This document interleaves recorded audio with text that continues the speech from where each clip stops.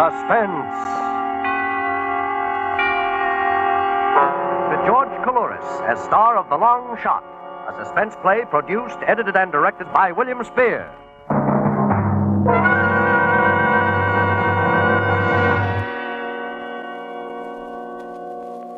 The one thing that puzzles me, Raymond, is how in the world a man of your intelligence could expect to get away with it. Oh, you haven't heard the whole story. Yeah? Well, come on, let's have it. You got your book, Miss Andrews? Yes, sir. Okay, Raymond, okay. Start from the beginning. You know, of course, that anything you say... Oh, what difference does it make if you found the body? Nothing I can say now is going to matter one way or another. Well? Yes, I admit it was a long shot. But if you followed the horses as long as I have, you know that once in a while a long shot pays off. When it does, it pays plenty. Just like this one would have if it hadn't been for a smart Nevada cop. Smart Nevada cop? Oh, I don't understand. Let him talk. Okay. Go on, Raymond. Thanks. Seems a year. But I guess it's only 10 days since I was sitting in the Astor lobby in New York. I'd had a terrible run of luck at the tracks. Started out the season with $2,000 and ended up with 28 cents. I was desperate. Hey, give me one. There you are, mister. Thank you. Paper, get your... I don't know why, but I found myself absent-mindedly looking through the classified section. All of a sudden, a small black square in the help wanted column seemed to come up and hit me right in the eye. Englishman will pay $150 in expenses to fellow countryman, preferably Londoner, in return for services as driver and traveling companion on automobile trip to San Francisco. There was a phone number and an address on 76th Street.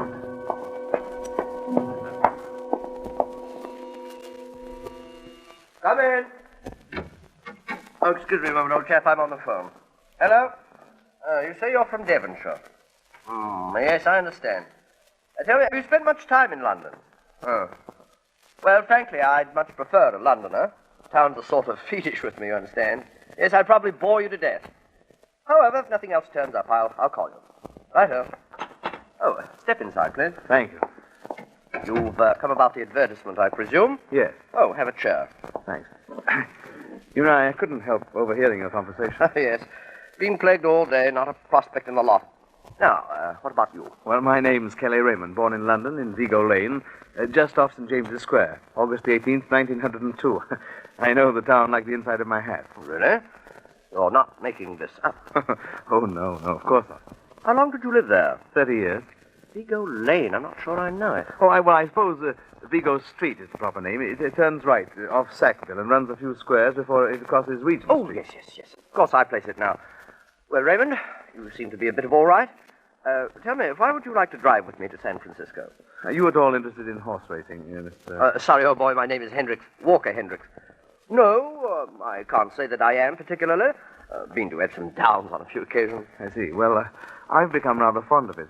I might even say financially dependent on it in recent years, and with Bay Meadows opening shortly... Bay Meadows, old chap? That's a track near San Francisco. Oh, yes, I see. Perhaps you wondered about my advertisement. Well, it was a bit unusual. Yes. Well, fact is, I'm extremely depressed with Americans, frankly. Never would have come here if it hadn't been for urgent business in San Francisco. Naturally, I couldn't bear the prospect of making the trip alone. I hope to find a fellow Britisher in the same predicament. Oh, excuse me a moment, old chap. Yes. Hello. Oh, yes. Well, I'm frightfully sorry, but I've just engaged a man.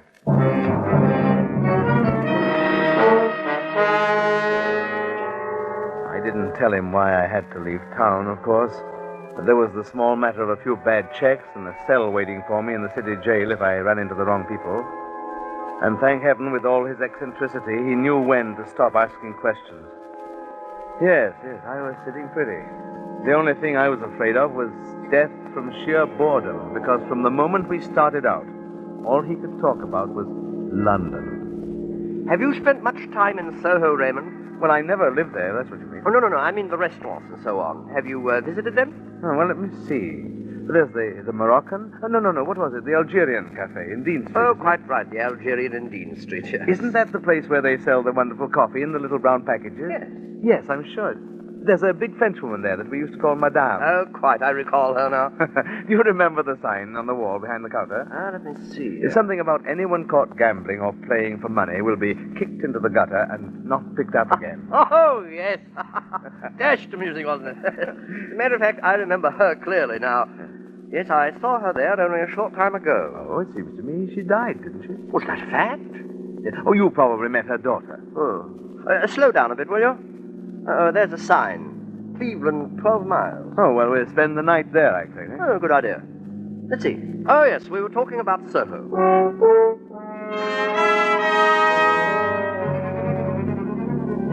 Yes, we were talking about Soho, and we continued to talk about it the rest of the way to Cleveland and most of the night in the hotel room. I began to think the man doubted my authenticity and was trying to trip me up.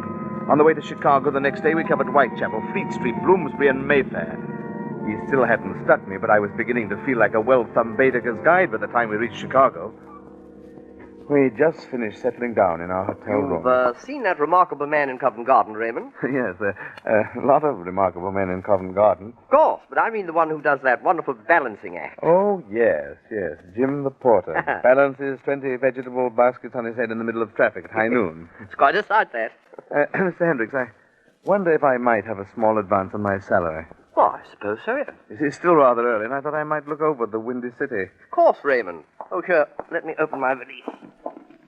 Oh, gosh, this infernal lock is always acting up. Oh, there we are. 20 be enough? Oh, fine, thanks. Say, I believe I'll join you. Stretch the legs a bit, eh? I could see that he was good for a couple more hours of London. But there was no getting out of it. Around the corner from the hotel was a place where I was reasonably sure of running into some of the racing crowd I'd met during the Arlington season. I lost no time getting there. We had a club sandwich, and at Mr. Hendricks' request, I was expounding scholastically on the difference between Chicago and London bacon when... Kelly! Tommy! Hey, good to see you, Kelly. I thought you were in Miami. Leaving in a couple of days. How about coming along? Oh, well, I'm on my way to San Francisco. This is Mr. Hendricks, Tommy DeWitt. How are you? You do?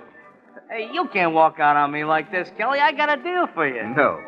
Yeah. Hey, Sure. You'll excuse us, Mr. Hendricks. Who? Oh, rather, of course. Yes, go right ahead. what was the name of that fellow? I'll get right to the point.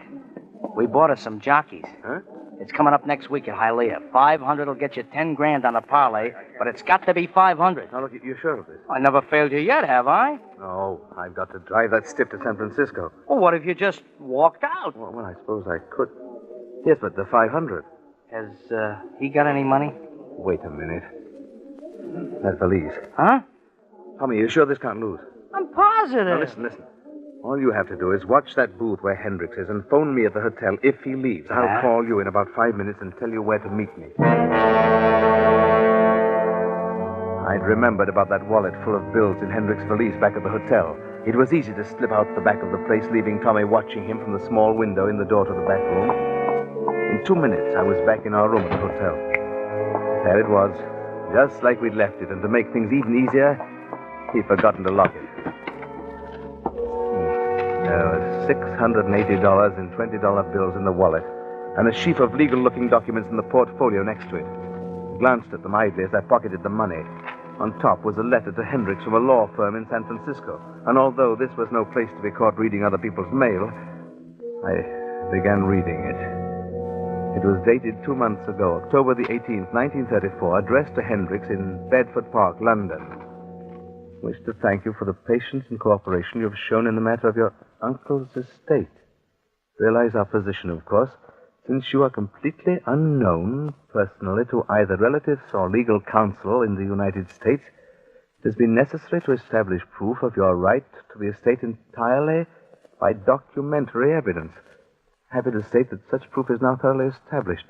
Ask that you present yourself with documents requested in our previous letter at our San Francisco offices, and trust that final disposition of the estate will be accomplished without further difficulty. Was signed, Martin Kelson, attorney at law. I put the papers back in the valise, grabbed my luggage, and started to leave. But I didn't leave. I stopped with my hand on the doorknob. And all of a sudden, my mind started going a mile a minute. Birth certificate. Affidavits from friends, notarized statement from the Department of Records, sheaf of letters, evaluation of estate.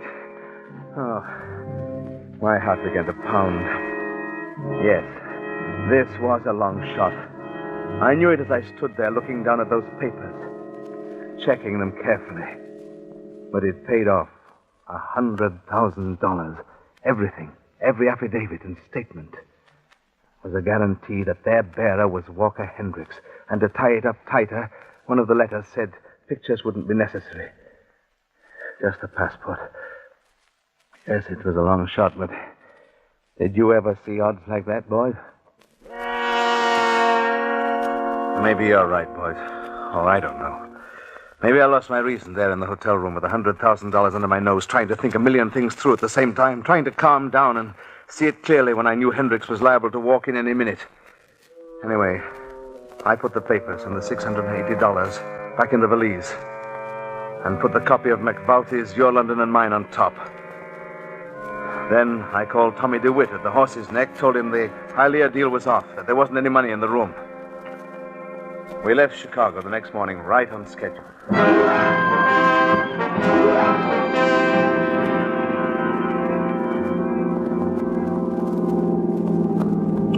Omaha, 6 miles.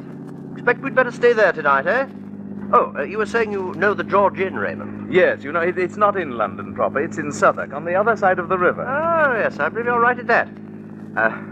What would you give for some of their jugged hare or their bubbling squeak? That's a rare old inn, the George. I couldn't see a leak anywhere. All I had to do was pick the right time and place. He looked 45, but according to the birth certificate, he was only a year older than I, and you can't tell how old a man looks by the way he writes a letter. He was a bit miffed at me, Yes. of course, but I thought of the when handwriting, picked too. me at Domino's, we were Made both traces of the again. signatures on the By the letters place, and the practiced on them every minute I was alone. Deal of the Cock in Fleet Street. Have you been there, Raymond? Have you been to the Cock? What? The Cock? Yes. Oh, yes, Fleet Street. I used to go there with a friend of mine, a reporter on the Times. It seems there was a waitress there that he was quite fond of, much to the dismay of his parents.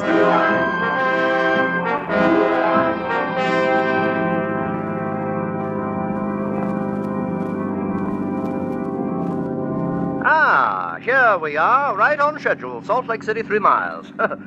Jove, I'll be glad for a wash. That plain country's appalling. Nice to have some trees for a change. Yes, not a bad spot at that. Matter of fact, I have an aunt here, you know. Huh? An aunt? Yes. Why, how long since you've seen her? Oh, I've never seen her. Don't intend to. She's a sister of my mother's, a Marguerite Stoddard. Thoroughly Americanized, I understand, and probably a crashing bore. But really, old man, aren't you going to look up your dear old aunt now that you're right here in Salt Lake? No, definitely not. Definitely not.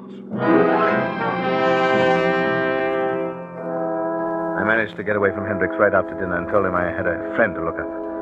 Yes, here was a way of telling about that payoff ahead of time. A laboratory test right here in Salt Lake City with nothing to lose if it didn't work out.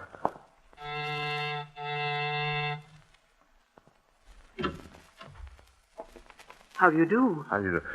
Are you Mrs. Margaret Stoddard? Yes. I'm Walker Hendricks. Oh, I can't believe it. May I come in? Yes, of course. I'm a little... you must excuse me. I understand, Aunt Margaret. You know, I was so hoping it would be you. I found your address in the phone book, you know. Please make yourself comfortable. I'll fix some tea. Oh, no, I just finished dinner. Please let me. I'll only be a minute, and somehow I can talk much better over a cup of tea. Very well. I give in. You're a pleasant surprise, Walker. Thanks. I'd expected you'd be a little more like... Like what? Oh, perhaps I'd better not mention it. Oh, please do. You know, I think it's time we talk these things over. You'll never know how much your Uncle Gerald regretted what he did. Oh, you mean the will? Of course not. Long before that. Cecily never told you, I suppose. No. Oh, no. She never told me. Your mother was so hurt, it's no wonder.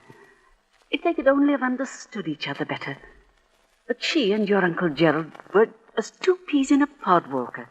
Neither would give in an inch. You know, Aunt, she never mentioned her family.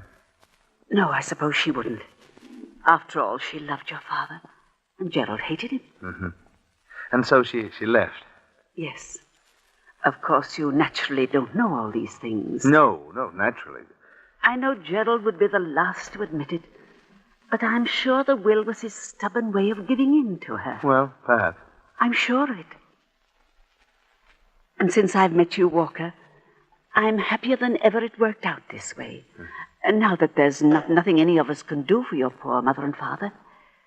Oh, but I was going to fix tea, wasn't I? You just make yourself comfortable. I'll be right back.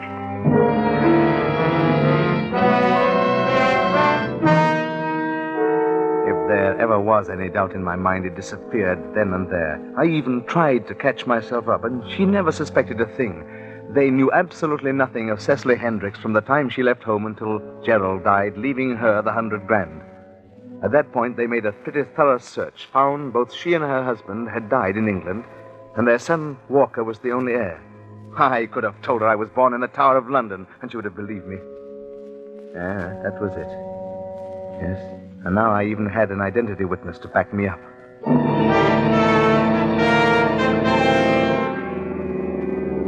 It's 521 miles from Salt Lake to Reno, but I convinced Hendricks we could make it before stopping. I had a special reason. We had to hit the desolate section of Middle Nevada about midnight. As usual, from the time I stepped on the starter that morning, he was off on another tour of London. You know, for all the years I've lived in London, I've never visited Billingsgate. Oh, you must have passed it. It's right next to the bridge. Oh, you've been there? You know, there's hardly a spot in London where I haven't been. If you like fish, you'd be interested. Otherwise, I wouldn't recommend it. Really? Oh, fascinating district around there, though. Newman Street. When you get right down to it, killing a man's a pretty tough job. Oh, yes. Even when it's as perfect as this was going to be. So for once, I was so thankful for London.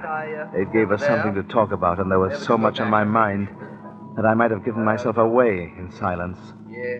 So I prattled on like a phonograph. Yes. I used to go down there as a boy to watch the Dutch eel-boats put in and out of the harbor. I never heard of a Dutch eel-boat. Well, I expect most Londoners haven't. You know, amazing thing about that town, it seems that the greenest tourist knows more about it than the Londoners themselves. I'd say you've done rather well, boy. Well, you know, I've been on my own since I was 14. Now, take yourself, for example. 10 to 1, you've never been in Petticoat Lane. Perfectly marvelous place. Regular Oriental bazaar, right in the heart of the city. Is that a fact? Japs, Chinese, Malayans, everybody shouting at once and selling something different. Oh. That's rather near Hangman's Dock, isn't it? Yes. Catch that sign, will you? Oh, very well. Slow down a bit. Wendover, Oasis, Wells. Oh, yes, Elko, 3 miles. By the way, Raymond, don't you think it might be wiser to spend the night here? I thought we decided... Well, yes, I know, but I've been thinking it's rather a long go to Reno. Well, you can doze in the car, you know. Yes, but why? We've got lots of time. Look, here's what we'll do. Make Reno tonight and take a little extra jaunt around Lake Tahoe tomorrow. Oh. And we won't lose a bit of time, and I'll promise you that it'll take your breath away. How's that? Well... Now, we'll have a quick bite in Elko and move right on. It's only a few hours. Oh, very well. Although, frankly, Raymond, I'm enjoying this reminiscing so much, I hate to cut the trip short. Oh, good. Well, that's decided then, eh?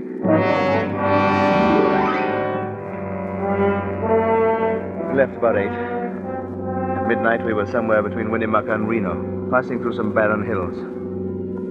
I knew the time had come, and my hands began to shake so much that I had to grab the wheel with both of them. I felt beneath the cushion for the wrench, and it was still there. Finally, I held my breath and pulled over on the shoulder. Who? Oh, I say. Oh, what were you stopping for? Look, over there against that cliff. Where? Oh! All over. He never knew what hit him. I turned out the lights of the car and pulled the body out on the right-hand side. We hadn't passed a car for hours, so I wasn't worried much about being seen. He was heavy, pretty heavy. But I managed to carry him over my shoulder as I walked off into the brush. There was a small cave on one side of the ravine. I shoved the body in and rolled a large rock over the opening. Started a small landslide which completely covered the hole. Nobody could possibly find it. Clouds came back across the moon again, and I got a bit off in my direction because I ended up on the highway at the top of a rise some distance ahead of the car. I just about reached the car when I saw something that made my stomach feel as if it was full of ice water. For there, behind my car, was another one with a seal on the door. The seal of the Nevada State Police. There was nobody in the car. The officer must have been wandering around looking for the driver of my car. I lifted the hood of the engine and knocked the battery cable off one of the terminals. And then I waited. For a year, there in the silence. And then I almost cried out in relief. The officer appeared from the other side of the highway. Hey there! What's the trouble? I don't know, officer. He just went dead on me. Having a look up the road when you arrived. Yeah, we usually check on stalled cars on this stretch. You say she went dead on you? Yes, the lights went out. The motor just died. The lights went out, huh? You, been under the hood? I wouldn't do much good, I'm afraid. I'm pretty green at that sort of thing. Now, let's have a look. Fine. Yeah. All right. Get the flashlight on. Oh, your battery cable's jarred loose, brother. Got a wrench? Oh, yes. Yeah. Right handy, huh? All right. There you are. Say, try her now. You know, that looked pretty simple. Yeah, it was.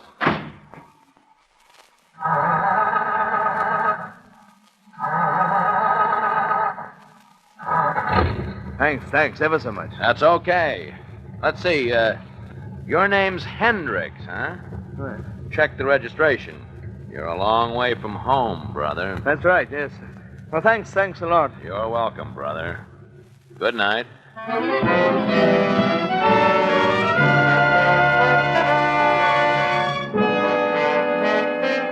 was sure he knew nothing. Too sure, I guess. I had the passport faked here in San Francisco, complete with picture and a perfect imitation of an English visa. I was all set. And yet when the time came, I began to waver again. I wasn't sure about that cop. What if he sent someone back the next day to look around? Battery cables just don't jar loose by themselves. For 3 days, I sat in my hotel room here, thinking. I bought Nevada papers from an out-of-town newspaper stand on Market Street. No mention of the murder. Nothing. Yeah, that's why you were smart. You'd never have got me if anything had leaked out of the papers about finding that body. Well, anyway, when I couldn't stand it any longer, I flipped a coin. Heads, I'd do it. Tails, I wouldn't. I came up heads. Well, you know the rest. Naturally, I denied it until you sprang it on me that the body had been found, and then I knew it was no use. Well, why don't you say something? Still think I couldn't carry it off, Kelson? Well, don't just sit there with a blank look on your faces. Say something. Well, Raymond, we were holding you for the murder of Walker Hendricks, but appears we were wrong.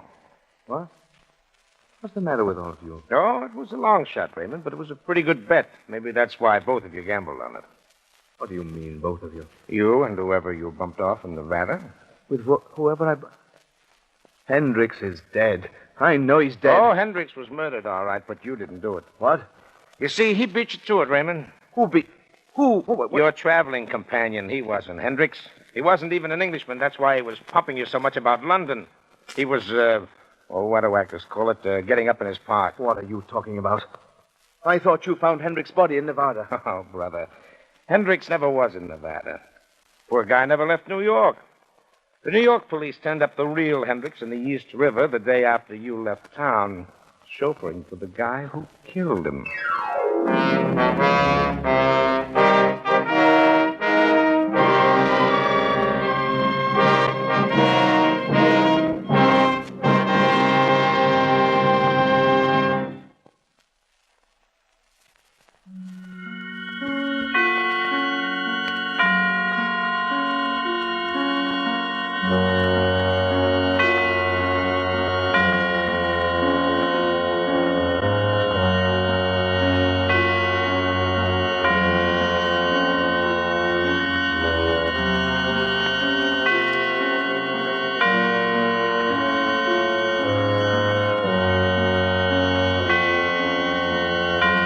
This is the Armed Forces Radio Service.